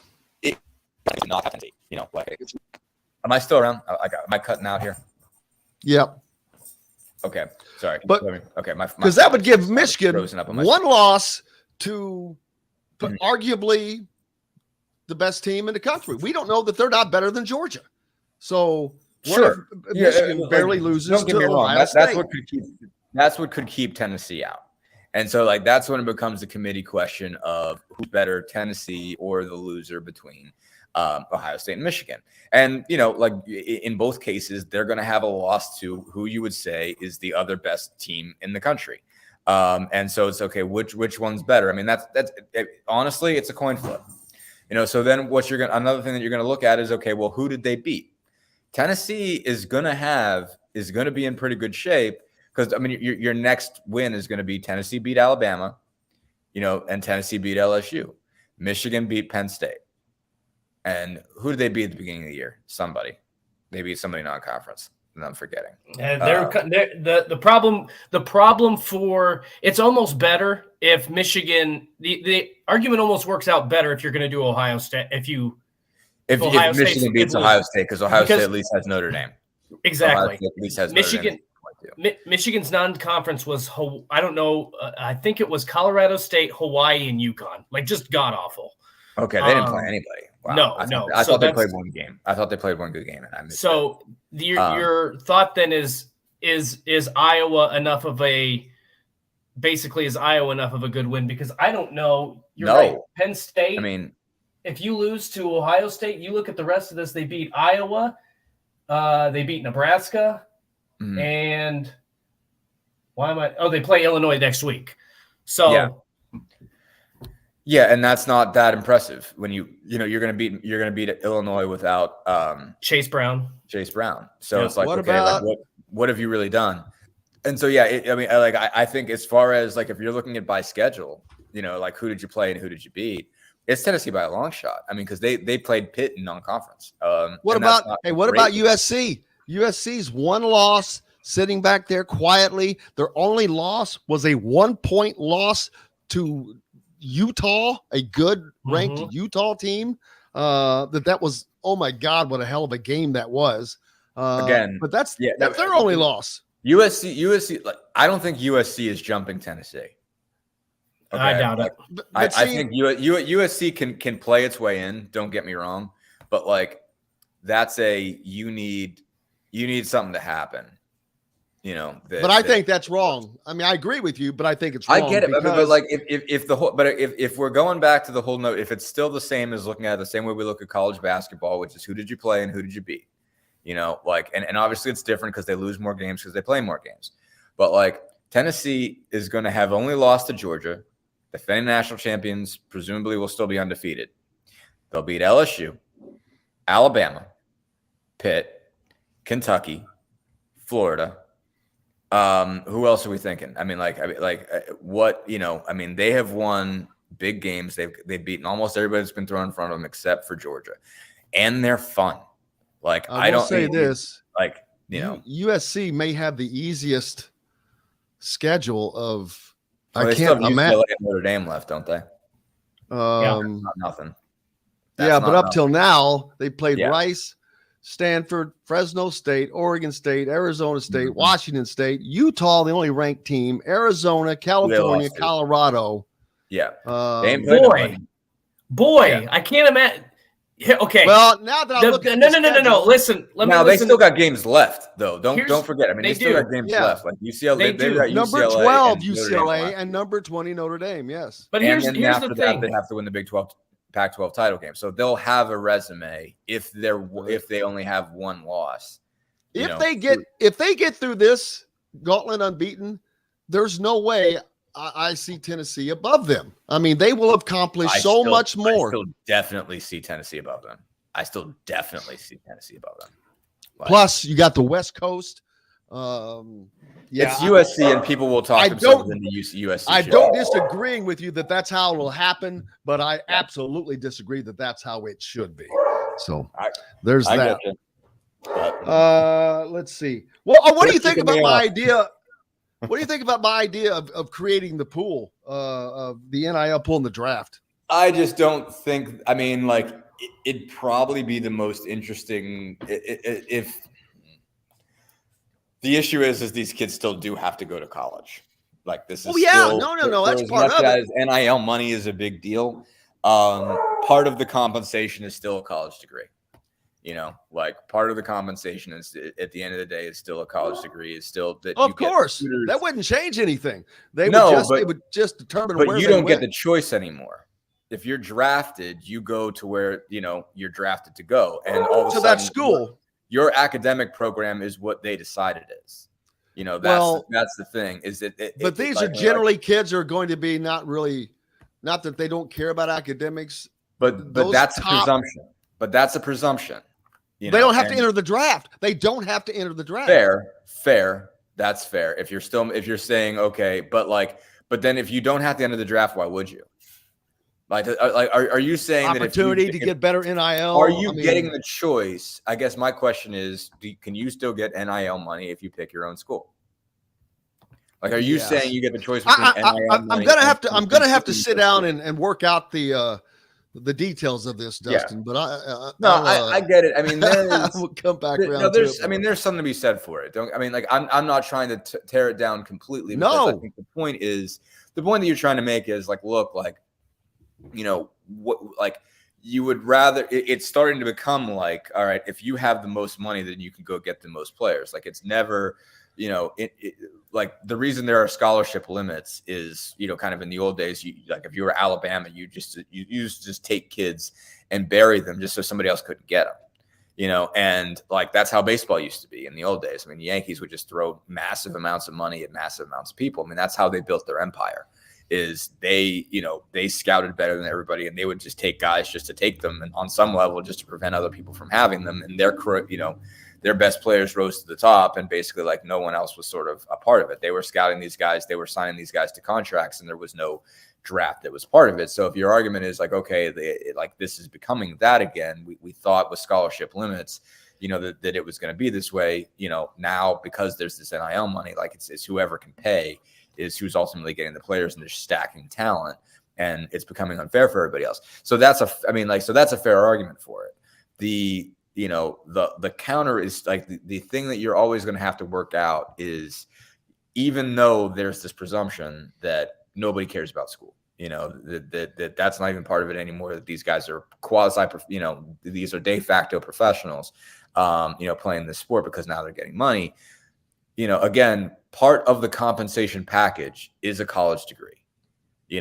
That's not all of it, and it's certainly bigger now, but like that's still part of the compensation package, because again, what percentage of these people are going to play in the NFL? It's still not that high, and you can't live on NIL money the rest of your life. You can get a good amount and it can set you up pretty nice, but like you're probably still going to need to be employed.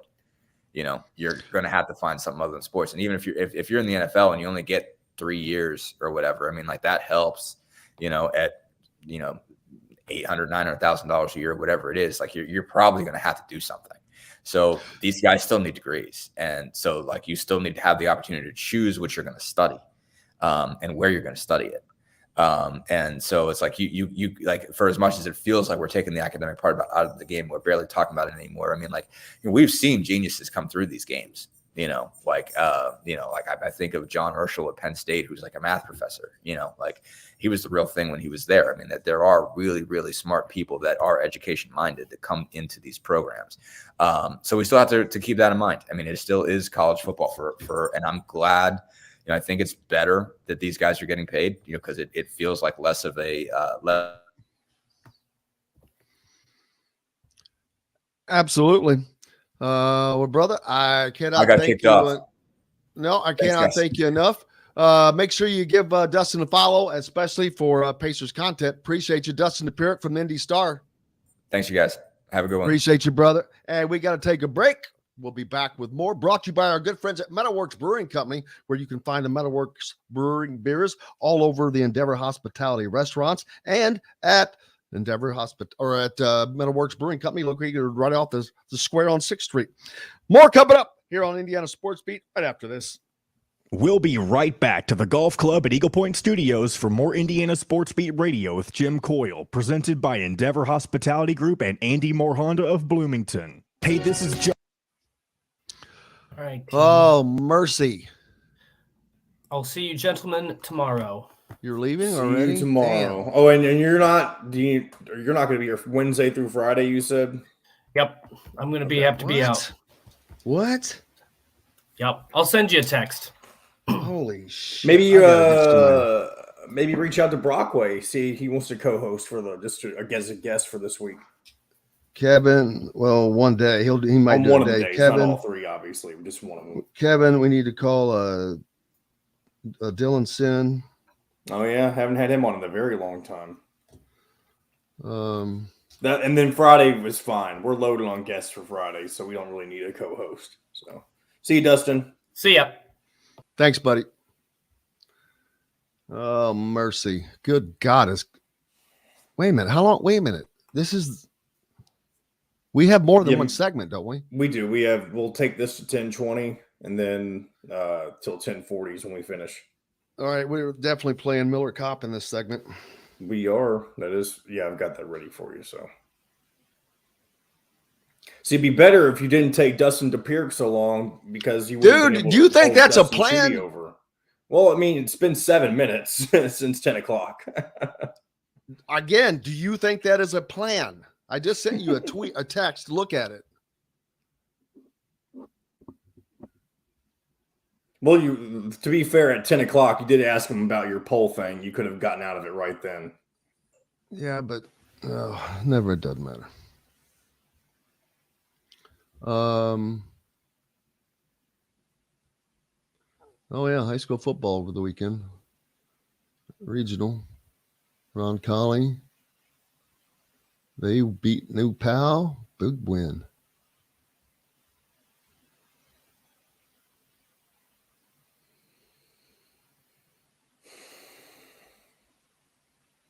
Wow.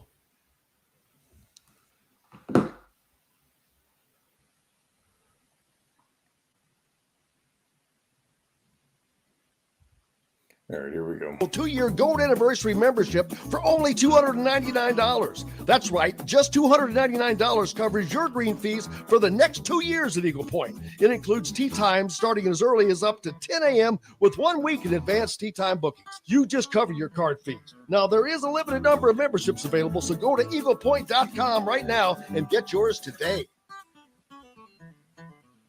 This segment is brought to you by Courtroom Sports Grill in Bedford.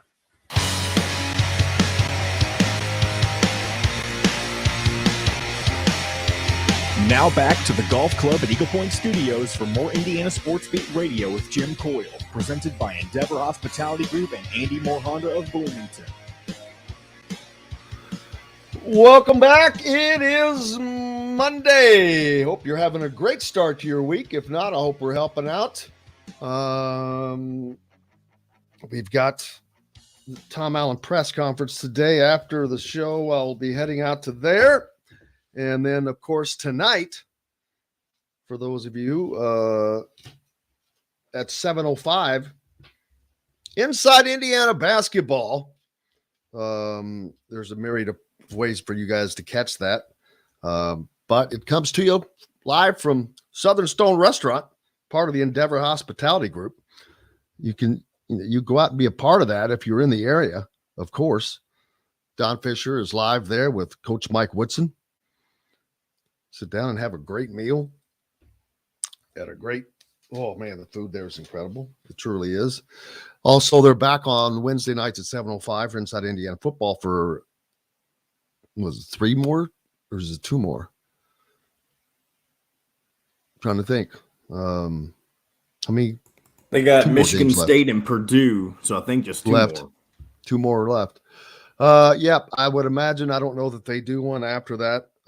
Depending on how that goes.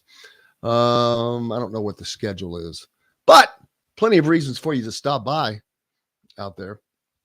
And tonight is one of them to see what's up with Indiana as they have a week off to prepare for Xavier, who is 2-0, Xavier, which is 2-0, Sean Miller, of course, coaching over there. That's going to be, I couldn't care less. I don't even think of those guys. I'm like, I'm going to be honest with you.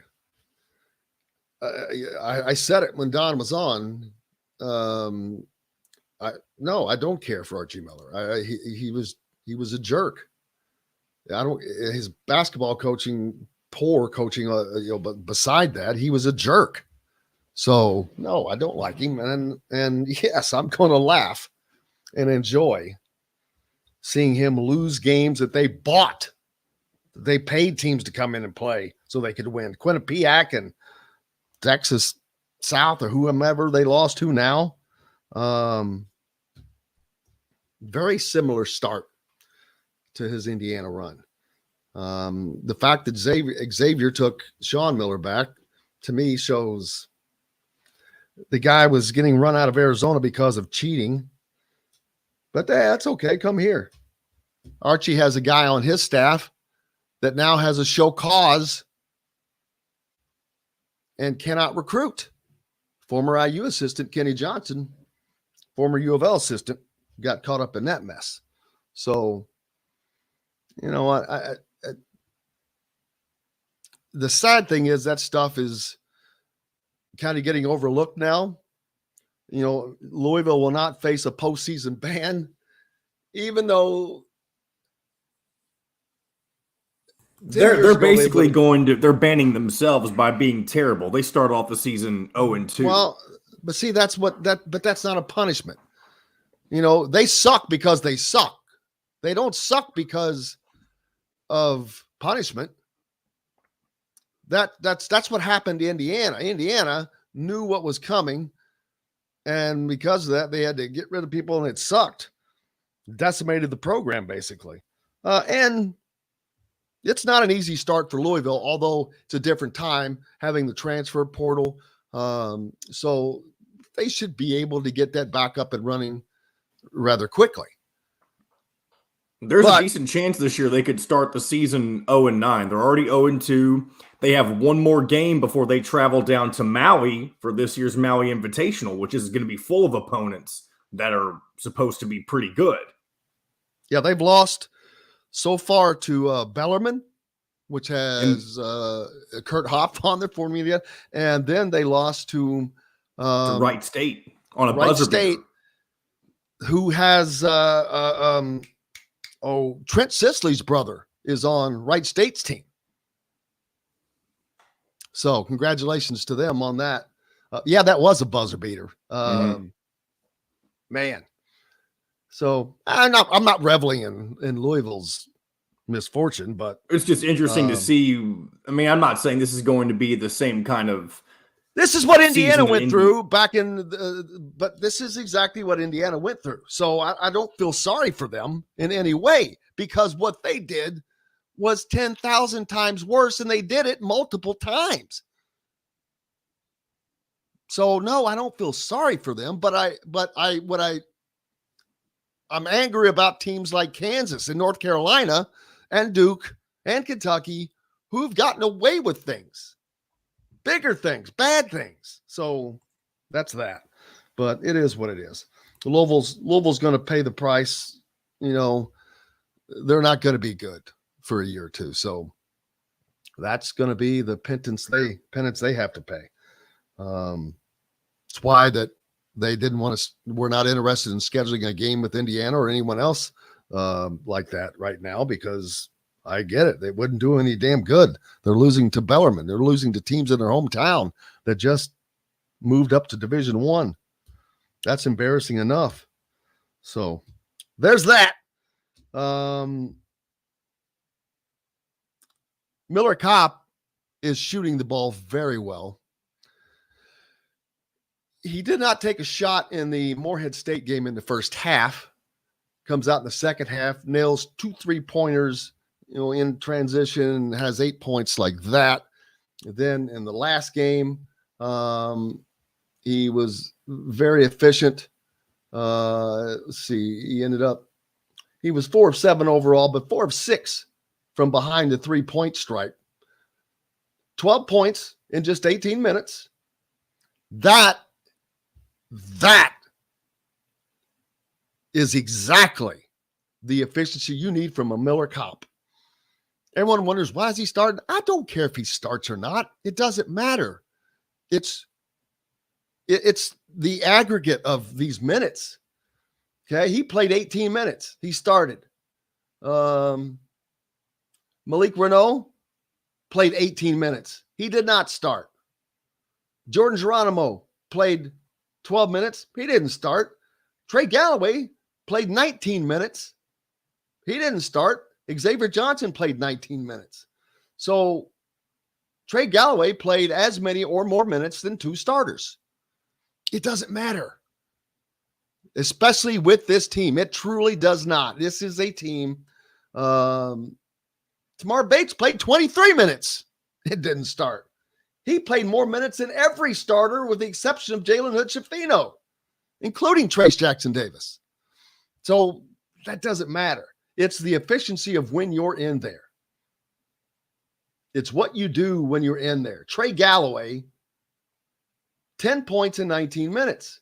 3 of 5 shooting, 2 of 4 behind the 3-point line, 2 of 2 at the stripe, 3 rebounds and an assist. Jordan Geronimo, 11 points, 4 of 5 shooting, 1 of 1 behind the 3-point line, 2 of 2 at the free throw line, 4 rebounds. That in 12 minutes. In just 12 minutes. That you're not only are you having a second wave, you're having a very efficient second wave. Caleb Banks didn't play a lot, played 6 minutes, scored 8 points. Malik Renew, 16 minutes, 9 points, 4 of 6 shooting, 4 rebounds, 2 assists. You're getting better production from some of the second line guys than some of the first line guys right now. That, of course, that'll change. But Miller Kopp, his shooting has looked very smooth, very confident. I've said that a lot. And he met with us the other day, and I asked him about it, and his response was pretty funny. But here's what he had to say to that.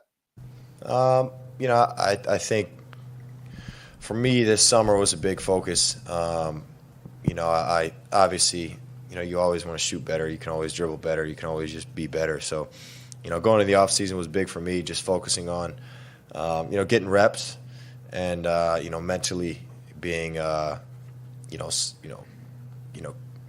cognitive of how big mentally, shooting is mentally, I guess. So, I did a lot of work on my golf swing this summer and, tried to get outside and get tan a lot. So, mentally, I think that helped.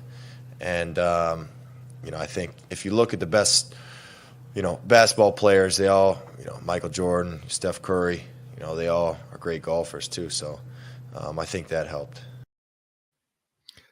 I'll have to go back and look at that later because I was paying attention to it. But did Trey Galloway start to chuckle? You're right. When he mentioned his golf swing, he looked in a different direction and smiled a little bit. It was kind of funny. I thought so. Well, and Dylan Sinnott was sitting next to me. He said, "Well, was he serious?"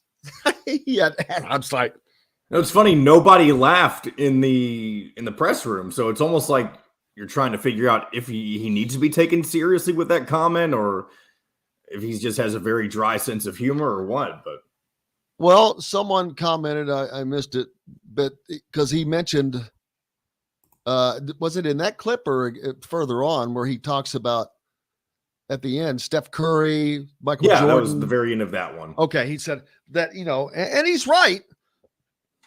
You think of great athletes, golfers, pitchers, they're not Charles Barkley, but there are a lot of them that do. But that's because they had that great hand-eye coordination, man. But I know he's not committed to Indiana any longer, but Josh Hoover, we've obviously talked with him, and he was an avid golfer. Now going to TCU. He became one during COVID, and a freaking good one. He shot an 80 something in his first round because he practiced putting and chipping for a year before he ever went out there. But it just goes to show you, man, it's not always about one thing. Just getting your mind free mentally. He does look mentally more relaxed, and I noticed that at the start of the season. I mean, he just looked a little more relaxed in everything. This team looks more relaxed.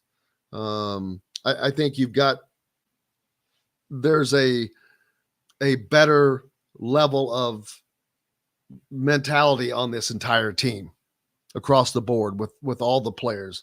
We're talking about these guys coming in, whether it's Malik Renew, Caleb Banks, CJ Gunn, and Jordan Geronimo is a returner. Trey Galloway's a returner. Logan Duncombe's a returner. Tamar Bates is a returner. But it's just everyone seems to be on the same page now from the mindset wise. But we'll see as the season progresses. We got to take another break. We've got a little more to go before we finish up here at Indiana Sports Beat Radio. Appreciate you being here. Brought to you by Cabello Restaurant, located on the square in Bloomington on the north side. Great Southern. It's a great opportunity to taste the tastes and traditions of Southern Italy right here in Southern Indiana. Stop in and visit. Cabello, a part of Endeavor's Hospitality Wow Club. Make sure you sign up for that. Start earning Wow rewards today. Back with more right after this. We'll be right back to the Golf Club at Eagle Point Studios for more Indiana Sports Beat Radio with Jim Coyle, presented by Endeavor Hospitality Group and Andy Moore Honda of Bloomington. Whether you're visiting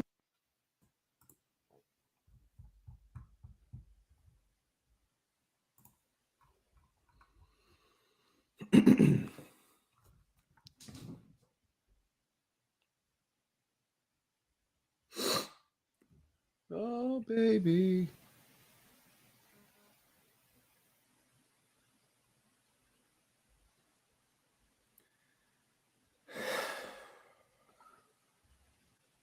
What? What are you yawning? Nothing. Sign about?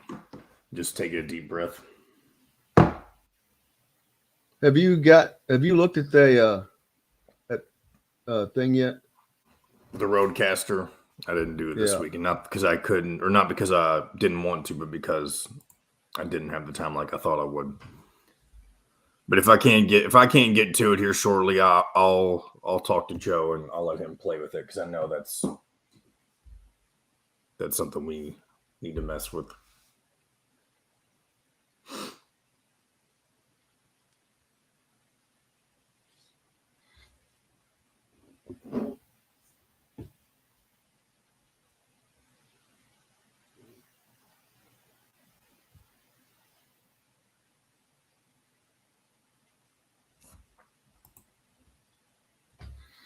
I'm reading about these twins down at Miami right now. Basketball players? You know what? I haven't figured out what they are. They don't look like basketball players.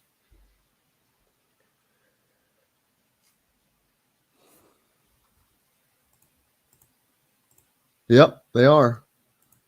Not only are they basketball players, in 3 seasons, the Twins have 3,000 points, 1,000 rebounds, 700 assists. Well, I'm thinking about it. I'm going to go ahead and you haven't texted Kevin yet about doing Wednesday or Thursday, have you? No, I haven't texted anyone. I'll go ahead and send him a text, and then if I hear back from him, then I'll shoot one to Dylan as well. They have 4.1 million followers on TikTok. They have 990,000 followers on 3 Instagram accounts. 79,000 on their YouTube channel. Here we go. The homepage or on the station every week, Monday through Friday. If we're not on a station where you live, we should be. Ask for Indiana Sports Beat Radio. This segment is brought to you by Bubba's 33 in Clarksville. Pizza, burgers, beer. Now back to the Golf Club at Eagle Point Studios for more Indiana Sports Beat Radio with Jim Coyle, presented by Endeavor Hospitality Group and Andy Moore Honda of Bloomington. Welcome back, Indiana Sports Beat Radio here on this Monday. Hope you're having a great start to your week. Brought to you by Bubba's 33 down in Clarksville. If you're in the southern Indiana area, down near Louisville, right off of I-65. Great place to stop in, catch a game, catch a meal. Food made fresh daily. I'm looking over a piece in The Athletic about Miami's millionaire Cavendish twins. Between them, they're basketball players. They transferred from a West Coast team like Fresno State or someone where they weren't thought to be of much. 5'6" players, but they've scored over 3,000 points together, over 1,000 rebounds. They transferred to Miami and are darlings. NIL darlings with a number of different brands. And they have, let's see, did I say 4.1 million followers on TikTok, 990,000 followers on 3 Instagram accounts. So go down the line there. And then let's see, Cheesecake Factory, WWE, Boost Mobile deal, put them on a billboard in Times Square. In July, Forbes reported the Twins had in some $1.7 million worth of NIL deals. They are currently shifting towards one more long-term relationship with an eye to a future that is, well, not even the Cavenders are sure what it looks like. They don't have to worry about sports, although, you know, college sports will be their living. They might be able to do enough from this to set themselves up for life, which, great for them. But that's where we are today. I was kind of semi-joking earlier with the idea that I had of an NIL draft. You couldn't do it at the moment. Or maybe you could. I don't know if there's a way to do it, but with the big conferences, each team gets one. There's X amount of dollars in it, so every player gets the same amount. You enter into this draft, and you don't know where you're going to go. How would that be? Indiana drafts a quarterback for football. You never know. But it is definitely a ever-changing world. But you can see what it's done for Indiana basketball. Trust me. Jalen Hitchfino and Malik Renault are not here if NIL does not exist. That's just that's just the truth of the matter. You also probably still don't have Trace Jackson Davis or Race Thompson. Very possible. Maybe Race more so than Trace, but I think that's the reason Trace is still here. Well, Trace wasn't going to go anywhere. He had no place to go. Well, I'm talking about he would have made the early leap for the NBA, is what I'm saying. I'm not saying he would have transferred. No, I didn't say he would have transferred either. I'm saying he had no place to go. I don't think the NBA was a viable option for him, but that's an argument for another day. Oh, I haven't hit up on some of these comments today. Sean says, kudos to Fish. I couldn't stay as positive as he does during the football broadcast. He gets upset sometimes. Dexter Ayer said earlier, Jim, you may think I'm crazy, but he honestly thought before Williams got hurt, he would be the guy who took over for Penix. Not me, just because I know how this staff is.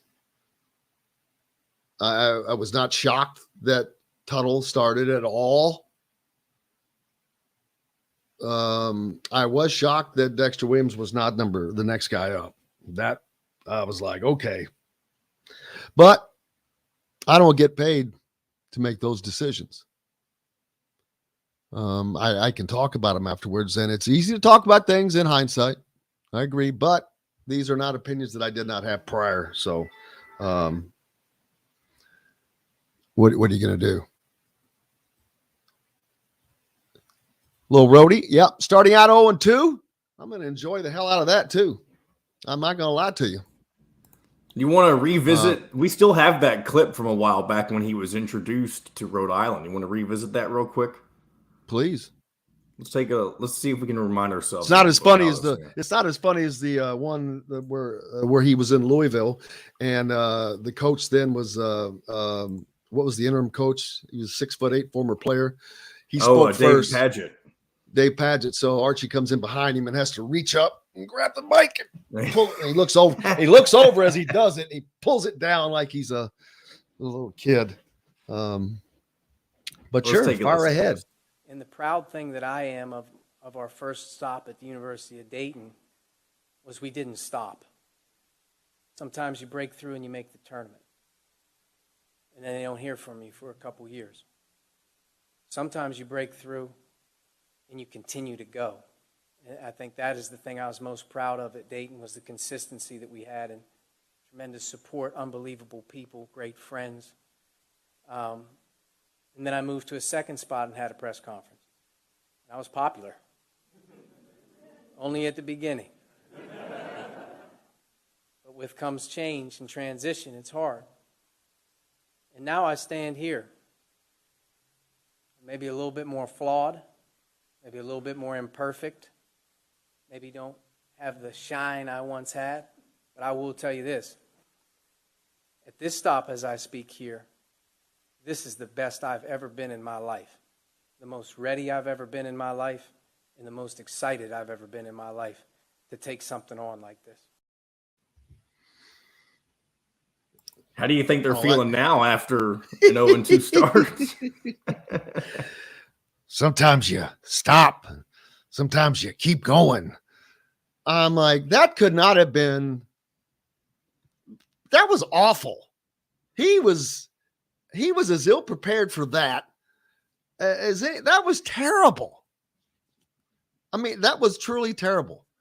If you're going to list the places you've been, you better have a better plan than saying, then we had another place. He didn't even mention Indiana by name. Oh, yeah, he's like, I was popular at first. But it's because you lost and you sucked and you couldn't recruit and your game plans are terrible. That's why. But you weren't ever popular. So don't make that mistake. You were accepted and given an opportunity of which you screwed up. I think is what he meant by that, not to give him credit, but he was a hot commodity out of Dayton at the time. I think that's what he means by he was popular. Really? Was he? He was. Him and Chris Mack, who both ended up being failures. Who wanted Archie Miller so badly? Besides Fred Glass. Are you talking about on the Indiana administration or just other ADs? I'm talking about in the free world. Who wanted Archie Miller Louisville, so badly? Louisville was probably, a lot of people were talking that Louisville could have won, and not that that would have worked out for him any better there, but Louisville could have wanted him because they hired Chris Mack in the same season. Well, could have and did are two different things. And both of them didn't work out, is what I was trying to make a point of a second ago. Well, the thing for the Indiana side is there was only one person looked at, talked to, and interviewed, Archie Miller. But that's beside. I don't want to get off on that tangent. I just laugh at that presser he had there. That was just kind of funny. I still laugh at that. It's like, are you kidding me? That's terrible. That's a terrible press conference, man. He could have done that so much better, differently. But he's just not good. He's not good with people. He's not a people person. So if you're not good with people and you're not a people person, how in the hell can you be a coach? Because you have to recruit. To recruit, it takes the ability to have a relationship, not just with the player, but with their parents. Are you kidding me? He's trust me, 99% of you have never had a conversation with Archie Miller, have never been in his presence. I have never seen anything like it, especially in the field of coaching. Part of the reason he'll never be successful, not at any level. I mean, anybody can overachieve at a small level, but he's never going to achieve at anything other than a small level because he lacks the ability, period. End of story. End of question. So there's that. Let's get back to some comments. Justin Renault does have great footwork, elusive moves he's incredible. He's just going to get better. Sean asked, how bad is Archie's big brother one? It would sure he would love that. No, yeah, he would love that. But I'm sure he's just worried about playing a team that he sees is freaking loaded. So Archie Miller is really not his head. It's just, there is the irony there. I have to say that. Agree with you. But you think Archie Miller, unless Rhode Island is playing, will be in attendance at Xavier on Friday? Absolutely not. No way. No, for one thing, I don't care if they're not playing. He wouldn't come to that game. No way would he come to that game. Coaches don't leave their teams generally during the season for much at all, but he's not going to come to an Indiana game. Well, it's a Xavier game. It's on the road supporting his brother. That's it's still an Indiana game. It's not on the road. It's at Indiana. It's at Xavier. That's what I said. That's why I said it's not an Indiana game. It's a Xavier game. On the road. You said it's on the road. But regardless, no. Because if Indiana wins that game, which I expect them to, that's just going to have – now you're going to have two Miller brothers to make fun of at the same place. So, no, I don't. But that would be funny. Pete, enjoying the Pacers win on Saturday night. They're trying to win. There's no, Justin wants to know how long will Indiana be the laughing stock of the Big Ten? Well, I'll say this, and I'll say it over and over and over. I do not see Indiana making a change in football for at least another season, if next season does not work out. But I do not see a change this year. And it's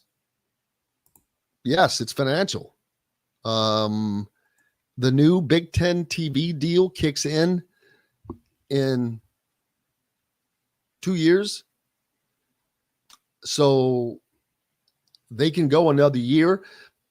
The money that they lose, if people don't come to football games, it pales in comparison to having to pay out $20 million. 1 minute. They're not losing $20 million when people don't show up to these games. They haven't showed up much anyway. So we'll see how that goes. Hey, plenty more to come up this week. Going to be a fun week as Indiana looking to heads up on Friday for the basketball game. But tomorrow we're back, of course, with Mike DeCourcy as always, Chronic Hoosier, and Dustin Schutte will be back with us as well. And hopefully all of you and more, make sure you go to the subscribe button if you're listening on YouTube. Hit that subscribe, like, and notifications button. And give me a follow on Twitter, all of you, please, at Jim Coyle, ISB. Would appreciate that for those of you on Twitter where you get most of your information.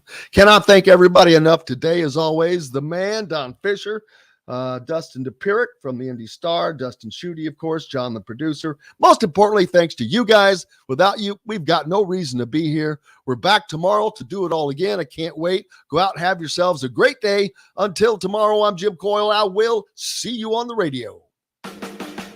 Thanks for listening to Indiana Sports Beat Radio. Be sure to subscribe to our YouTube page for more clips and team coverage of Indiana basketball, football, and more. You can also find full episodes and tons of other content on thehoosier.com. We'll see you next time for another edition of Indiana Sports Beat Radio.